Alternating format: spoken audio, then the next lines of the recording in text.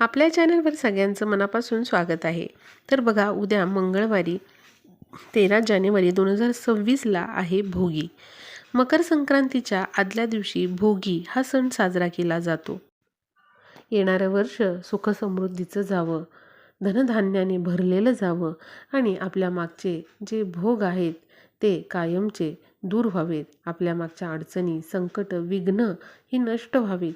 आपल्या कुटुंबाची प्रगती व्हावी, आपल्या मुलांच्या प्रगतीमधले अडथळे दूर व्हावेत, स्वतःच्या आणि पतीच्या प्रगतीमधले अडथळे दूर व्हावेत आणि येणारं वर्ष आपल्याला सुख समृद्धीचं जावं आणि त्याचबरोबर आपल्या आयुष्यामधल्या ज्या अडचणी आहेत तर त्या दूर व्हाव्यात, यासाठी सर्वांनी उद्या भोगी दिवशी आपल्या घरामध्ये या ठिकाणी असा दिवा लावायचा आहे। बघा, वर्षातून एकदाच करण्याचे हे उपाय असतात, त्यामुळे नक्की तुम्ही भोगी दिवशी हा उपाय करायचा आहे। आणि विशेष म्हणजे 2026मध्ये भोगी दिवशी 13 जानेवारीला मंगळवारी षटतिला एकादशी आलेली आहे। त्यामुळे असा सुंदर असा दुर्मिळ योग जुळून आलेला आहे। त्यामुळे बघा, न विसरता सर्वांनी उद्या असा हा दिवा आपल्या घरामध्ये लावायचा आहे। असं म्हटलं जातं, भोगी दिवशी जर तुम्ही अशा प्रकारे विशिष्ट ठिकाणी जर तुमच्या घरामध्ये असा हा दिवा लावलात तर येणारं वर्ष आपल्याला अत्यंत प्रगतीचं जातं आणि येणाऱ्या वर्षामध्ये अनेक प्रकारचे शुभलाभ आपल्याला मिळतात। त्यामुळे भोगी दिवशी असा हा उपाय केल्याने आपल्या जीवनातील भोग, दारिद्र्य, दुःख, संकट, अडचणी हे कायमचे नष्ट होतात। आणि त्याचबरोबर यावर्षी षटतिला एकादशी आणि भोगी असा दुर्मिळ सुवर्ण असा योग जुळून आलेला आहे। त्यामुळे हा जो उपाय आहे तो विशेष प्रभावी उपाय समजला जाणार आहे।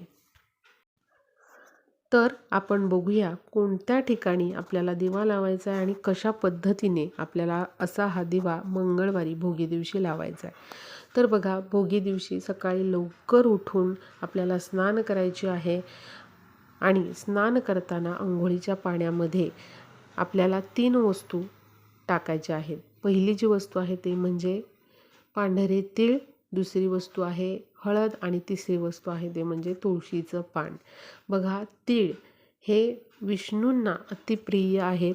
तिळामध्ये विष्णूंचा वास असतो असं समजलं जातं आणि भोगी दिवशीच एकादशीचा दिवस आलेला आहे। त्यामुळे अंघोळीच्या पाण्यामध्ये नक्कीच आपण तीळ टाकायचे आहेत।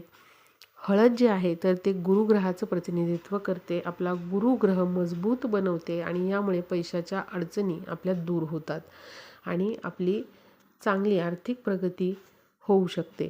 त्यामुळे आपला गुरुग्रह मजबूत होण्यासाठी आपल्याला अंघोळीच्या पाण्यामध्ये मंगळवारी भोगी दिवशी चिमूटभर हळद टाकायची आहे आणि तिसरी वस्तू आहे ते म्हणजे तुळस। तुळशीचं एक पान आपल्या अंघोळीच्या पाण्यामध्ये टाकल्याने आपले जे काही दोष आहेत तर ते दूर होतात आणि तुळस ही विष्णुप्रिय आहे आणि याच दिवशी षटतिला एकादशी आहे, म्हणजेच विष्णूंना समर्पित असा एकादशीचा दिवस किंवा तिथी आहे। त्यामुळे या 3 वस्तू न विसरता अंघोळीच्या पाण्यामध्ये टाका। आपले केस जे आहे तर ते देखील आपल्याला स्वच्छ करायचे आहेत। त्यानंतर स्नानानंतर आपल्याला या दिवशी सूर्याला अर्घ्य द्यायचं आहे। भोगीच्या दिवशी, संक्रांती दिवशी आणि किंक्रांती दिवशी 3ही दिवस आपल्याला सूर्याला अर्घ्य द्यायचं आहे। तांब्याच्या भांड्यामध्ये पाणी घ्यायचं आहे, त्यामध्ये पांढरे तीळ, हळद टाकायची आहे आणि ओम सूर्याय नमः या मंत्राचा जप करत तुम्हाला सूर्याला अर्घ्य द्यायचं आहे। त्यानंतर नित्य देवपूजा करून घ्यायची आहे आणि बघा, आपल्याला भोगी दिवशी एक दिवा अवश्य प्रज्वलित करायचा आहे। भोगी दिवशी संपूर्ण दिवसभर तुम्ही कधीही हा उपाय करू शकता, अगदी संध्याकाळी केला तरीही चालेल, पण उपाय नक्की तुम्ही या दिवशी करायचा आहे। विशेष प्रभावी उपाय आहे। तर काय करायचं, आपल्याला एक डिश घ्यायची आहे, स्वच्छ चांगली डिश घ्या, त्यामध्ये मूठ भरून आपल्याला पांढरे तीळ घ्यायचे आहेत आणि ते तीळ घेतल्यानंतर त्यावर हळद कुंकू थोडंसं अर्पण करायचं आहे। आता एक दिवा घ्यायचा आहे. मातीचा दिवा घ्या किंवा धातूचा घ्या, घरातला कोणताही दिवा तुम्ही घेऊ शकता. तो दिवा त्यावर ठेवा, जोडवात करा, त्या दिव्यामध्ये टाका. या दिव्यामध्ये आपल्याला तिळाचं तेल वापरायचं आहे किंवा मग तुम्ही तूप वापरू शकता. आता असा हा दिवा तुम्ही प्रज्वलित करायचा आहे.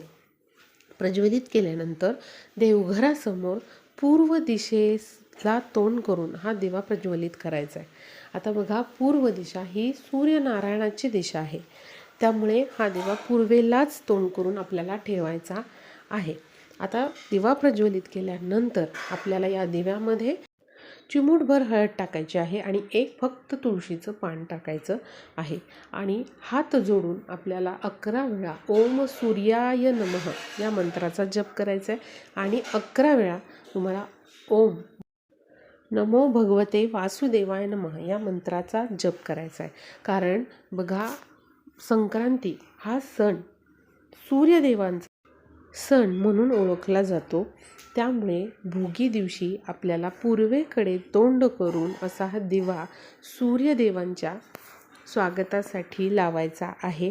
आणि याच दिवशी षटतिला एकादशी आलेली आहे, त्यामुळे बघा, आपल्याला अशा प्रकारे दिव्यामध्ये तुळशीचं एक पान आणि विष्णूंना प्रिय असणारी जी हळद आहे तर ती टाकायची आहे. असा हा उपाय आपल्याला भोगी दिवशी करायचा आहे. आणि दिव्यासमोर हात जोडून तिथे तुम्हाला सूर्यदेवांना आणि विष्णूंना प्रार्थना करायची आहे की आमच्या मागच्या ज्या काही अडचणी आहेत, जे दारिद्र्य आहे किंवा एखाद्या कामामधली अडचण आहे तर ती दूर होऊ द्यात आणि येणारं वर्ष आम्हाला सुख समृद्धी भरभराटीचं जाऊ द्यात, माझ्या मुलांची पतीची प्रगती होऊ द्यात, अशी तुम्हाला प्रार्थना करायची आहे. हा दिवा तुम्हाला भोगीच्या दिवशी तसाच ठेवायचा आहे. हा दिवा विझला तरी पण तुम्ही त्यामध्ये तेल किंवा तूप टाकून पुन्हा प्रज्वलित करू शकता. हाच दिवा मकर संक्रांती दिवशी देखील आपल्याला तसाच ठेवायचा आहे आणि तो प्रज्वलित करायचा आहे. आणि फक्त आपल्याला मकर संक्रांती दिवशी देखील सूर्यदेवांचा मंत्र म्हणायचा आहे, ओम सूर्याय नमः. आणि त्याचबरोबर 11 वेळा आपल्याला ओम नमो भगवते वासुदेवाय नमः, बस एवढे 2च मंत्र म्हणायचे आहेत. किंक्रांती दिवशी, तिसऱ्या दिवशी, मकर संक्रांतीच्या दुसऱ्या दिवशी हा दिवा प्रज्वलित करा. पुन्हा आपल्याला हे 2 मंत्र म्हणायचे आहेत. आणि दिवा मालवल्यानंतर जे तीळ होते आपण डिशमध्ये घेतलेले ते तुम्हाला घ्यायचे आहेत आणि एखाद्या गरजूला ते दान करायचे आहेत. आणि जे साहित्य आहे बाकीचं, वात, तुळशीचं पान, हे आपल्याला निर्माल्यामध्ये टाकायचं आहे. दिवा तुम्ही पुन्हा वापरू शकता. तर नक्की असा दिवा तुम्ही तुमच्या देवघरामध्ये लावायचा आहे. बघा, भोगी दिवशी हा दिवा लावायचा आहे. विझला तर यामध्ये तेल किंवा तूप तुम्ही टाकू शकता. संक्रांती दिवशी देखील असा प्रज्वलित करायचा आहे दिवा. किंक्रांती दिवशी देखील आपल्याला अशा प्रकारे तो दिवा जो आहे तो लावायचा आहे. आणि किंक्रांती दिवशी जेव्हा दिवा मालवेल त्यानंतर तुम्हाला ते तीळ जे आहेत ते गरजूला दान करायचे आहेत. त्यामुळे जे तीळ आहेत ते थोडेसे तुम्ही जास्तीचे घेतले तरीही चालतील. तर बघा, अशा प्रकारे आपल्याला काही प्रभावी उपाय भोगी दिवशी मंगळवारी करायचे आहेत. कारण याच दिवशी षटतिला एकादशीचा सुवर्ण योग जुळून आलेला आहे. नक्की सर्वांनी हे दोन्हीही उपाय करा. अंघोळीच्या पाण्यामध्ये मी सांगितलेल्या ज्या वस्तू आहेत त्या टाका आणि आपल्या देवघरामध्ये असा दिवा प्रज्वलित करा. सर्वांना भोगीच्या आणि मकर संक्रांतीच्या खूप खूप शुभेच्छा. तिळगुळ घ्या आणि गोड गोड बोला.